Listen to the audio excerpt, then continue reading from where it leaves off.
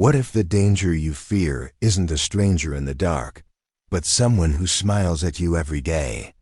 Someone who says the right things, acts with grace, maybe even loves you. We tend to picture danger as loud, obvious, malicious. But what if the most dangerous people are invisible in plain sight, not because they hide, but because we've never been taught to see? That's the unsettling question Carl Jung spent his life exploring, that the true threats to our psyche aren't outside us, but embedded within the unconscious patterns of those around us, and within ourselves. Jung believed that most of what governs human behavior happens below the surface, beyond intention, beyond awareness. He called this the unconscious, a vast realm where our wounds, desires, fears, and shame live unnoticed. But here's where it gets frightening. When someone is disconnected from their own inner chaos, it doesn't just stay inside them. It leaks, it projects. Jung warned us that the unconscious of others can invade your mind without your permission. Not through malice, but through blindness. And the people most possessed by their shadows often don't even realize it. That's what makes them so dangerous. In this journey, we'll uncover 6 of these unconscious profiles Jung warned us about. Not monsters, not villains, but ordinary people whose unseen patterns can slowly, silently damage your sense of self. Are you ready to see clearly? Because once you do, you can't unsee it. Have you ever walked away from a conversation feeling like you've run an emotional marathon, yet nothing particularly dramatic happened? No shouting, no conflict, no accusations. Just a few words exchanged, a few expressions passed, and yet you feel smaller, more uncertain, strangely tired. You replay what was said, trying to understand why something so ordinary left you feeling so off. Maybe it was a partner who said they were just being honest.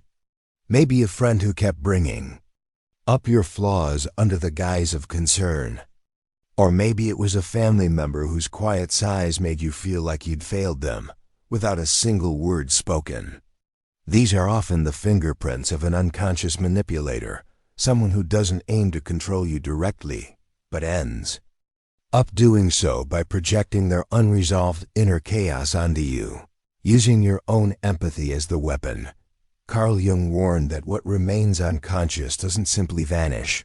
It finds expression, often through the people closest to us. When someone is unwilling to face the pain inside themselves, that pain demands to be seen, to be heard, to be felt, and it will use anyone nearby as the canvas. The unconscious manipulator doesn't wake up and choose to harm you. They are often unaware of the damage they cause. But that's precisely what makes them so dangerous. Because they truly believe the emotions they're experiencing are your fault. Their anger must be your insensitivity. Their sadness must be your rejection. Their insecurity must be your superiority. And the more you care about them, the more vulnerable you become to carrying these emotional burdens, as if they were your own. This is where the manipulation becomes especially disorienting. There's no clear line between victim and villain. They might cry in your arms and thank you for understanding them, even as they slowly rewrite your identity through their pain. You might begin to doubt yourself in small ways at first, second-guessing your tone, over-explaining harmless decisions, feeling guilty for needing space. But over time, you begin to mold yourself around their emotional weather. You become the buffer for their storms, the sponge for their wounds. And the worst part? You'll convince yourself you're being kind. You'll think this is love. You'll mistake it for maturity, for patience, for empathy. But it's not. It's erasure, a slow erosion of your psychological boundaries disguised as connection. Jung called this projection, the process by which we unconsciously disown parts of ourselves and place them onto others. When left unchecked, projection becomes a powerful distortion field. The other person no longer sees you as you are. Instead, they interact with a mirror, one that reflects their deepest wounds, fears, and unresolved emotions. You are no longer a person in their life. You are a role in their unconscious drama, the caregiver, the villain, the redeemer, the betrayer, anything but yourself. And here's the trap. Because they aren't consciously trying to control you, it's incredibly difficult to identify what's happening. There's no manipulation you can point to, no lie you can confront, no outburst you can replay. It's emotional quicksand. You only realize you're sinking once you're already knee-deep, and by then, pulling away feels like abandonment, feels cruel, feels wrong. But it's not wrong to protect your inner world. It's not selfish to draw a line between what is yours and what is not. In fact, that's the beginning of true individuation, the path Jung believed was necessary to becoming whole.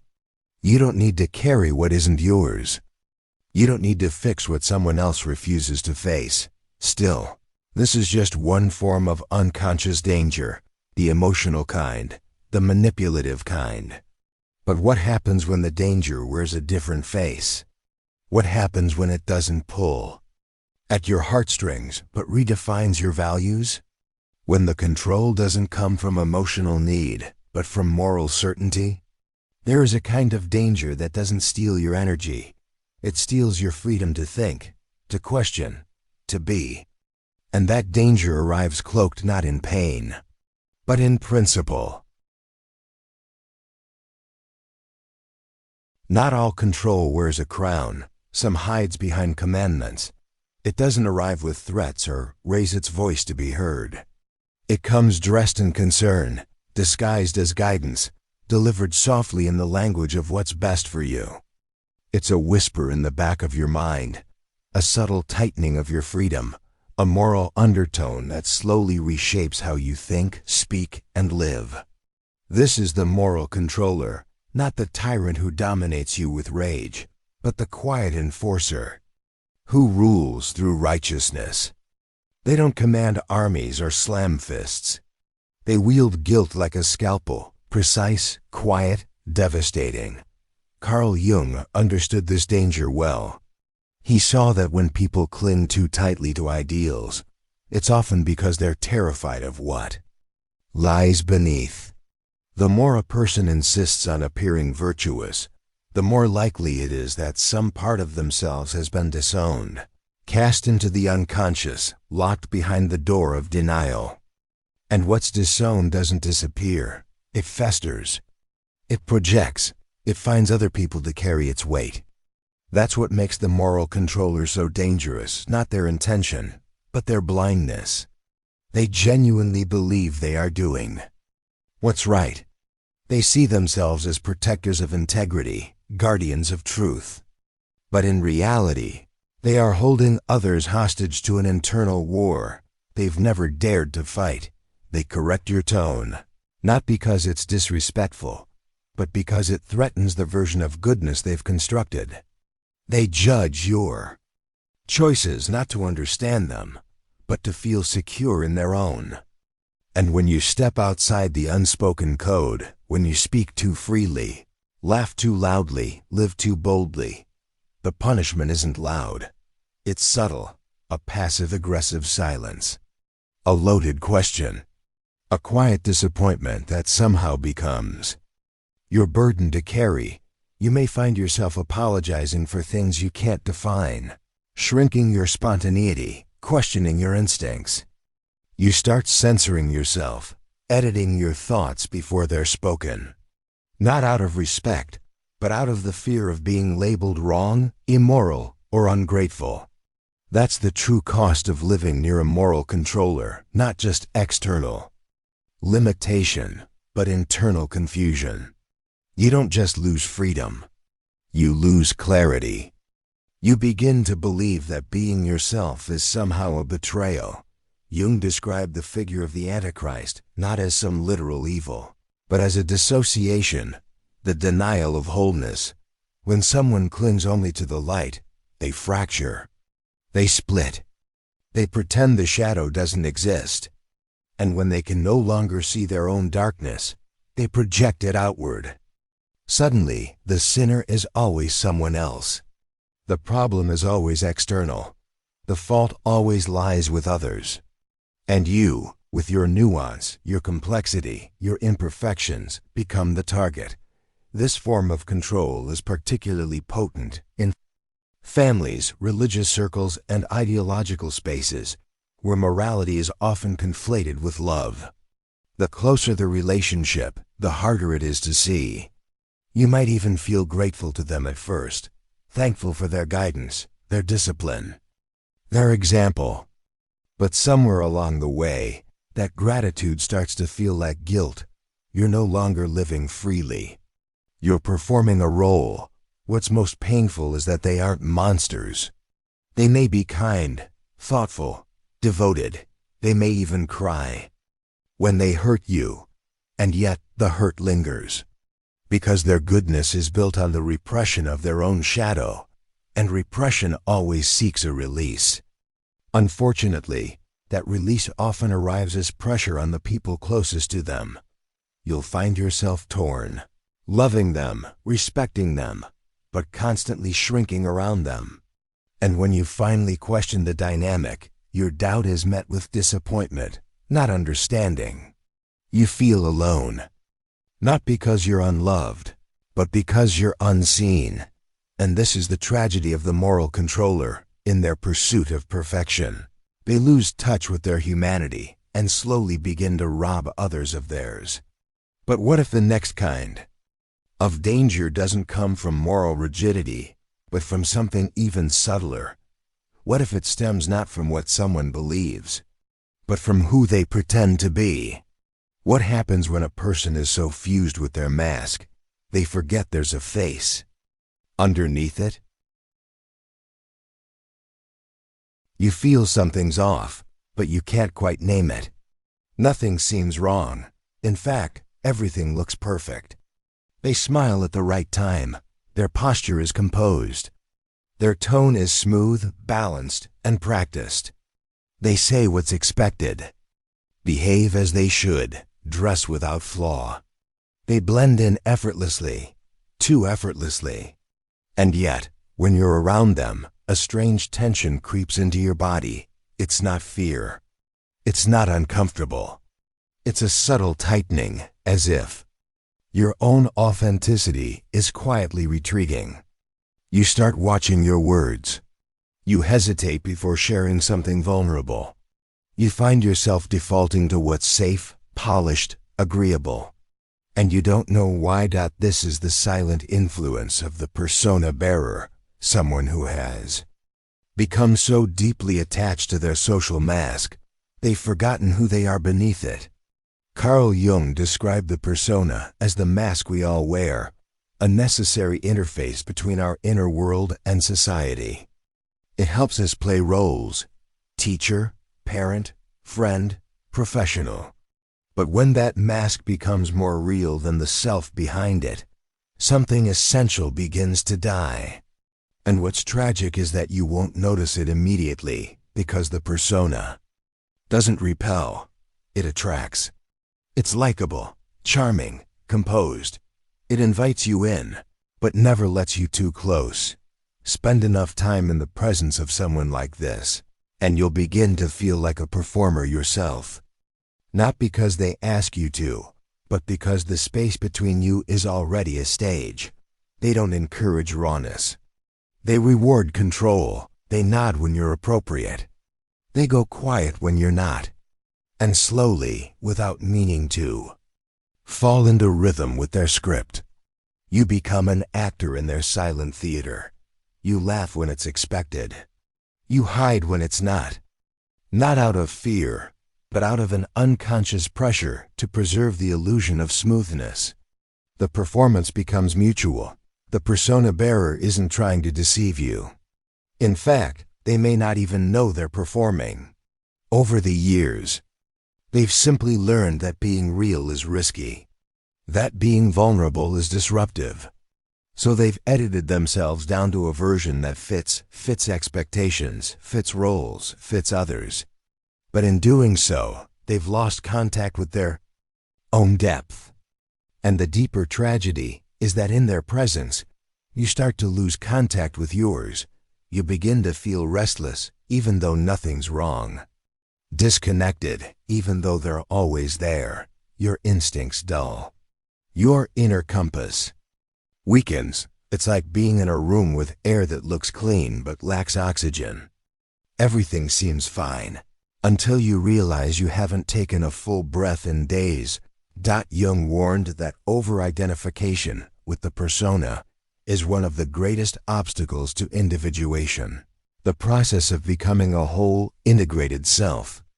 When a person becomes fused with their role, they repress anything that doesn't match it. Their doubts, their grief, their joy, their rage. And what's repressed doesn't disappear. It goes underground.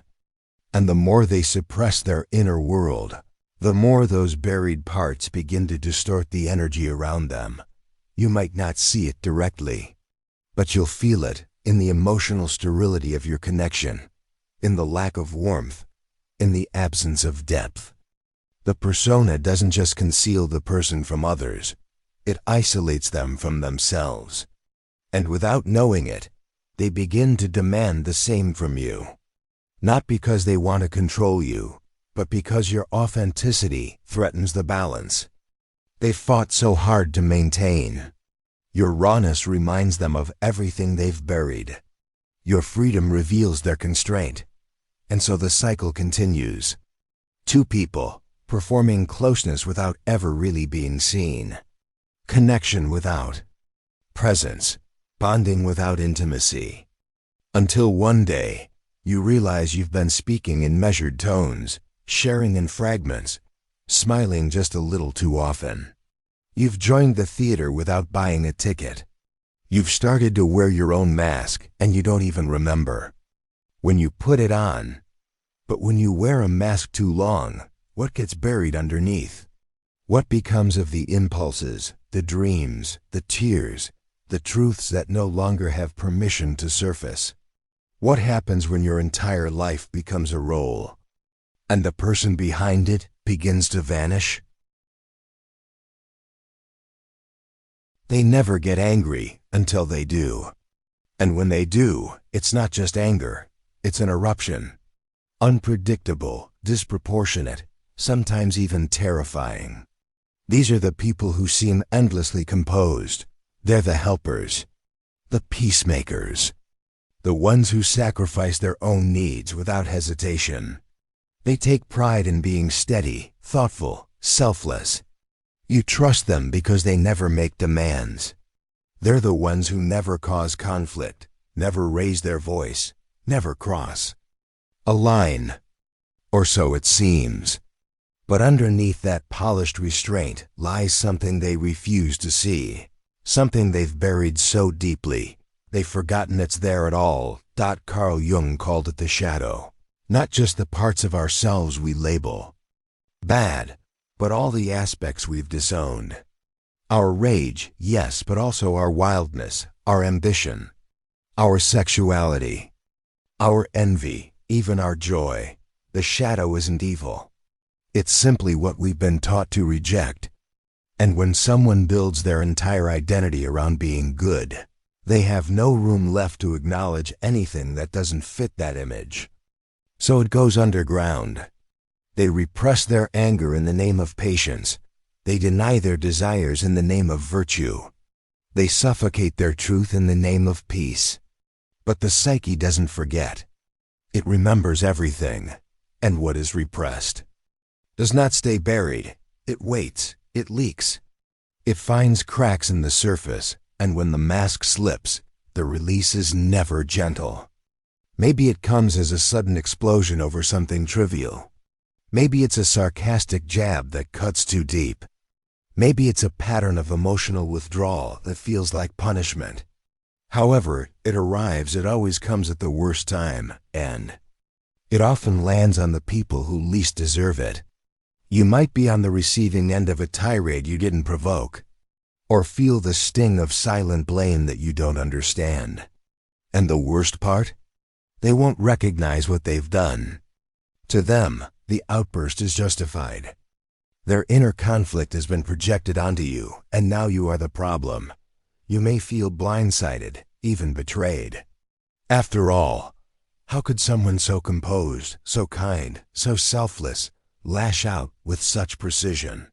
How can a person so good become so cruel so quickly? But the answer isn't found in the outburst.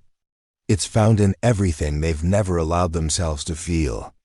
The repressed shadow is like a sealed vault under pressure. The more it's denied, the more force it accumulates. And when it bursts, it's not just one feeling. It's years of disowned emotion, layered and confused, crashing forward all at once. You might recognize it. That subtle moment when their kindness turns cold, when their helpfulness feels manipulative, when you sense that their peacekeeping is more about control than compassion. At first, you dismiss it. But over time, a pattern emerges. Their virtue becomes a shield they hide behind. Their silence becomes a weapon. Their support starts to come with strings. And every time you get close to touching something raw, they retreat deeper into their role, deeper into denial. But here's the part we often overlook. They're not doing this to you. They're doing it to themselves. The war isn't between you and them. It's between who they are and who they're trying to be. And that inner tension bleeds outward, staining every relationship they're in. It doesn't just affect them.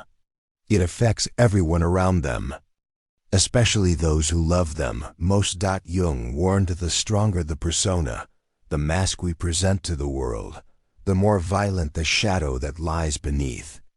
And if we don't learn to meet that shadow consciously, it will eventually act on its own. You'll hear it in their voice, feel it in their distance, see it in the patterns they can't explain. And in trying to help, in trying to understand, you may start to carry their unspoken guilt. Their internal conflict becomes your emotional weight. But before we turn this into a story about them, we must ask the harder question. What about us? Because the shadow lives in all of us. It may not look the same. It may not erupt in the same way. But somewhere in each of us is a drawer we've locked tight, filled with memories, urges, emotions we've deemed unacceptable. And if we're not careful, if we keep pretending those parts don't exist, they won't go away. They'll find their way out, often in the moments we least expect and through the people we love the most. So before we label others, before we distance ourselves from their eruptions, we must pause. Not to excuse the harm, but to remember, repression is contagious. It builds systems. It shapes families. It becomes culture. And the only way to break the cycle is to turn inward. To ask, what parts of myself have I buried to be accepted? What truths have I silenced to feel good? Because the shadow isn't your enemy. It's your compass. And if you listen closely, it's trying to lead you home. One moment, they're tender, generous with affection, fully present, even protective. You feel seen, understood, safe. They open up to you in ways that feel profound, vulnerable, rare. It's the kind of closeness that draws you in, makes you believe you found someone truly special. And then, without warning, everything changes. The tone shifts. The warmth disappears. A casual remark you barely registered triggers something deep, something you don't understand. Suddenly, the room feels colder. The silence is sharper. Their eyes look through you, not at you. You try to retrace your steps, scanning the last few minutes, the last few words. What did I do? What did I miss? That's the thing about the complex individual. It's not about what you did. It's about what they haven't healed. Their emotional reactions aren't anchored in the present. They're haunted by the past, by wounds so deep, they've never stopped bleeding. Carl Jung described complexes as autonomous clusters of emotion and memory, operating independently of conscious will. When one is triggered, the person you thought you knew disappears. In their place stands a younger self, a wounded self. Self that's still fighting a battle you've never seen. Their joy can feel so genuine. Their affection at times is disarming in its intensity. But when the switch flips, and it always does, you're no longer engaging with the person in front of you. You're confronting the echo of an old betrayal, the ghost of a parent who left, a friend who humiliated them, a lover who abandoned them. And in their eyes, you suddenly become that ghost. It doesn't matter how much you love them. It doesn't matter how safe you are. When their complex takes over, logic disappears. You're no longer a partner, a friend, a sibling. You're a trigger. You try to navigate the storm gently. You speak softer. You avoid certain topics. You tread carefully, hoping that if you're kind enough, calm enough, understanding enough, the explosions will stop. And sometimes they do. The warmth returns. The lightness reappears. They apologize. They hold you again. They thank you for staying. And that's what makes this dynamic so powerful, the cycle, the tenderness, the rupture, the regret. It becomes a loop you learn to live inside. It's not that they're always difficult. In fact, it's because they're not. It's because when they're present, they're everything you want. And when they're not, you believe it must be your fault. So you begin to adjust, to accommodate, to bend yourself around their fragility. Not because they asked you to, but because you feel like you have to. You become hyper-aware, emotionally vigilant. Every word is weighed, every move is measured. And over time you stop recognizing yourself. You're no longer expressing, you're managing. You're not connecting. You're bracing, and in this constant state of emotional alertness, you begin to doubt the one thing you once trusted, your own perception. You question your memory. Did it really happen that way? You wonder if you're overreacting. You feel guilty for setting boundaries. Guilty for needing space. Guilty for not always being okay with walking on eggshells. This is the silent erosion of self. Not by force, but by confusion. Jung believed that when complexes remain unconscious, they possess the person entirely. The individual becomes fragmented, and the complexity of their past consumes their present. But here's the hard truth. While your compassion might help them feel seen, it cannot heal what they refuse to face. Love can offer support, but it cannot become a substitute for their self-awareness. And your empathy, however deep, cannot become your excuse for self-erasure, because that's the line you'll eventually reach, the place where compassion begins to cost you too much, where understanding someone else's pain requires you to abandon your own boundaries, where you start calling sacrifice love and silence peace.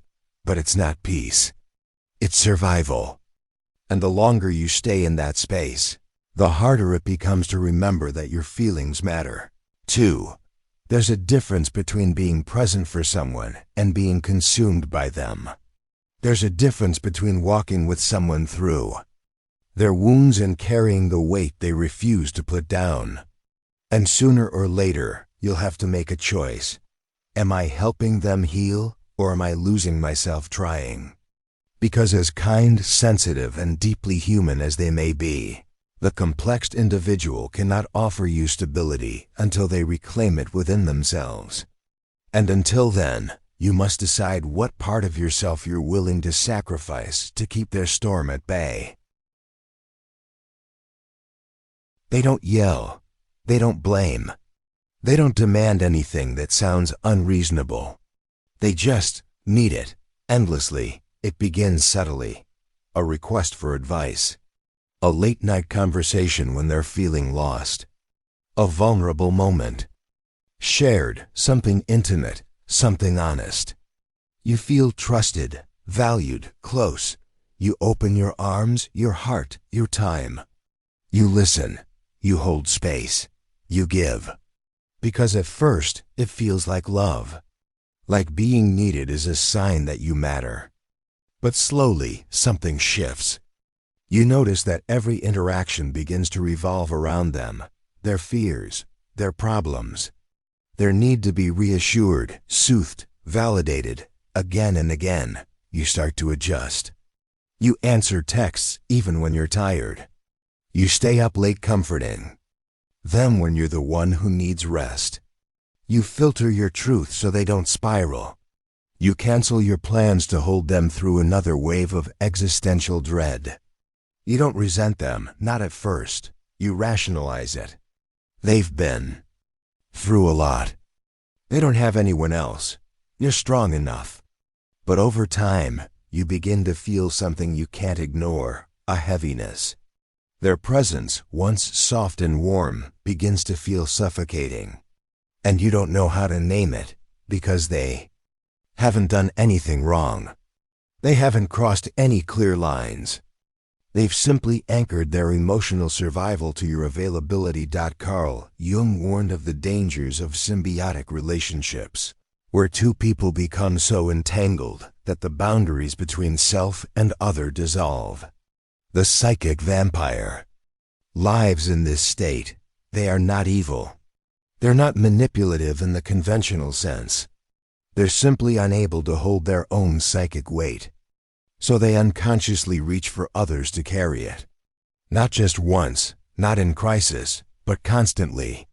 It's not your love they crave, it's your energy, your presence, your ability to contain the chaos they refuse to face alone.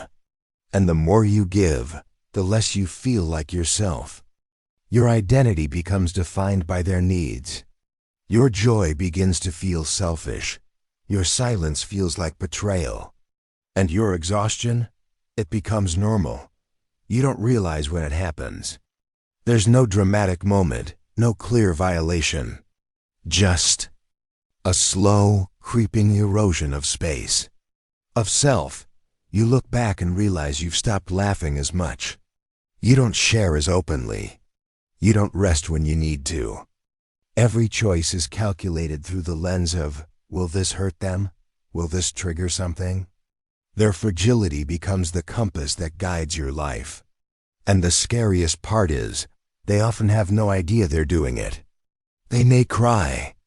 When you pull away, apologize, swear they'll be better. But the cycle repeats.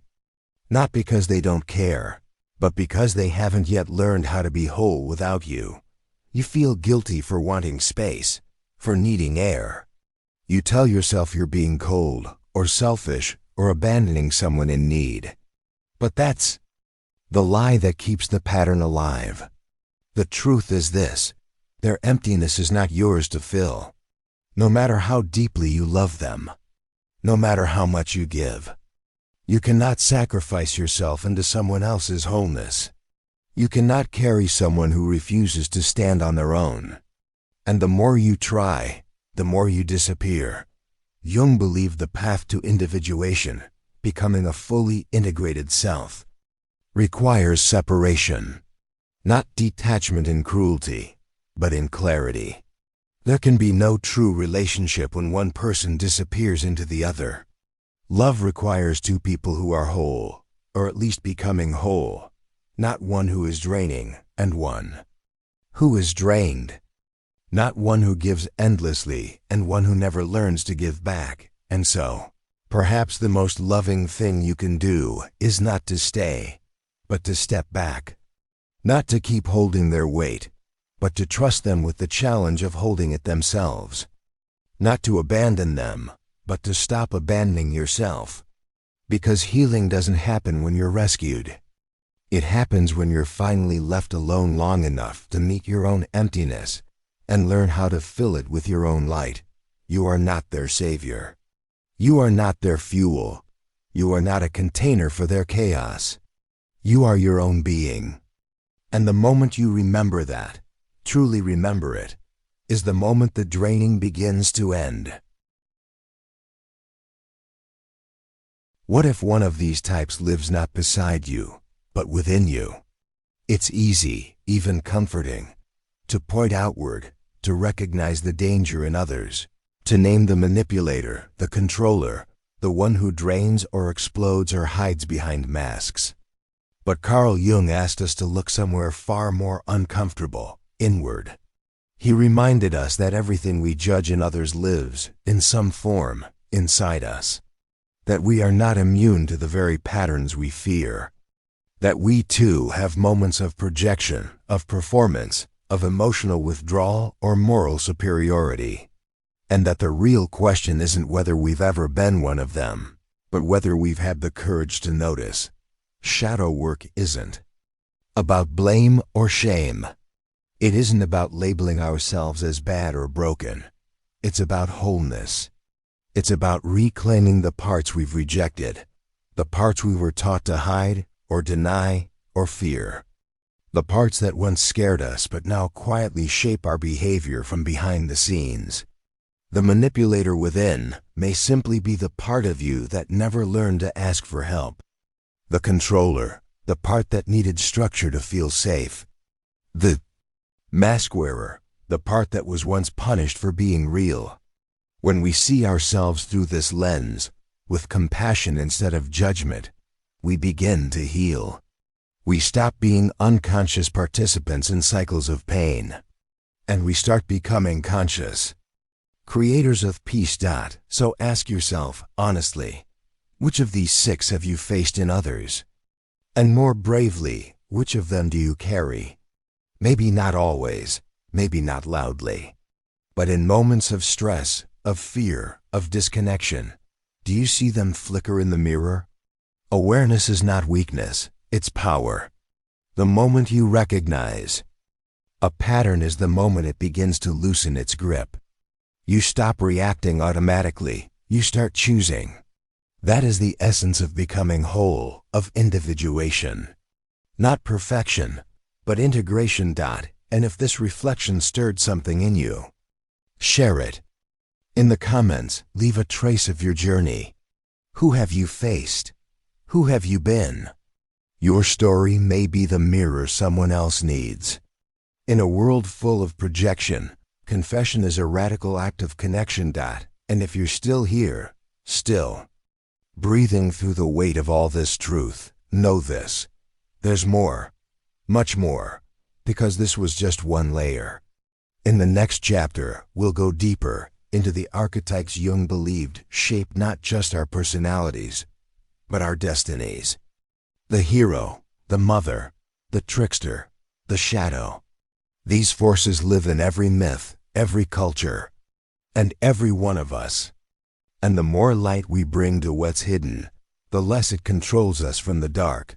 You are not alone in this work. You were never meant to be. Keep going. Your depth is not a flaw, it's your map.